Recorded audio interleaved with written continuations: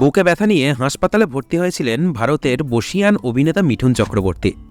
3 দিন হাসপাতালে চিকিৎসা গ্রহণের পরেই সোমবারে 12 ফেব্রুয়ারি সুস্থ হয়ে বাড়িতে ফেরেন। এদিন হাসপাতাল থেকে বের হয়ে সাংবাদিকদের সঙ্গে কথা বলেন এই অভিনেতা, যেখানে উঠে আসেন প্রধানমন্ত্রী নরেন্দ্র মোদীর ফোন আলাপ প্রসঙ্গ।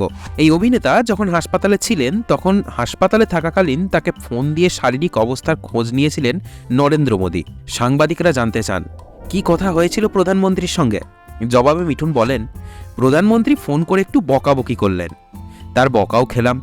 অভিনেতার কথাই স্পষ্ট ছিল নিজের স্বাস্থ্য নিয়ে অবহেলার কারণেই মিঠুন চক্রবর্তীকে বকা খেতে হয়েছে প্রধানমন্ত্রী নরেন্দ্র মোদীর কাছে। এদিন মিঠুন জানান সুগারটা যেন একটু বেড়েই গেছিল তার, খাবারের জন্যই এমনটা হয়েছে। তিনি যদিও খেতে খুবই ভালোবাসেন, ভোজন রসিক বাঙালি টাইপের, যার কারণে হাতের সামনে যা পান তাই খেয়ে নেন, আর এই অতিরিক্ত খাওয়াতেই হয়েছে সমস্যা।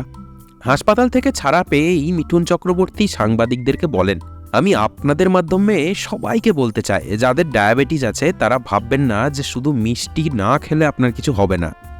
সব সমস্যা খাওয়াতেই আছে।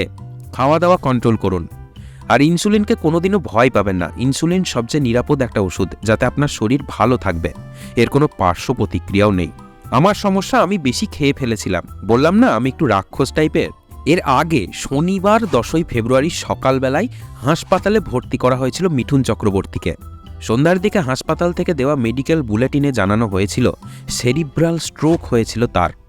তবে তিনি ভালো আছেন, যথেষ্ট ভালো আছেন, আবার আগের মতো সুস্থ। যদিও হাসপাতাল থেকে বেরিয়ে ডায়াবেটিসের সমস্যার কথাই বললেন এই অভিনেতা। বর্তমানে নিজের বাড়িতেই এখন বিশ্রামে আছেন তিনি। এই ভিডিওটার মাধ্যমে আমরা এটা বোঝালাম যে সুগারের পেশেন্ট প্রচুর, কিন্তু সুগার নিয়ে ভয় পাওয়ার কারণ নেই। প্রধানমন্ত্রী নরেন্দ্র মোদী যেহেতু খুবই শরীর সচেতন, তাই তিনিও মিঠুন চক্রবর্তীকে বকাবকি করেছেন। তাই যাদের সুগার আছে তারা সাবধান, খাওয়া দাওয়া কন্ট্রোল করুন। ইনসুলিন যারা নিচ্ছেন তারাও নিন, কোনো ভয় নেই। তবে মেন জিনিসটাই হচ্ছে খাওয়া দাওয়া কন্ট্রোল।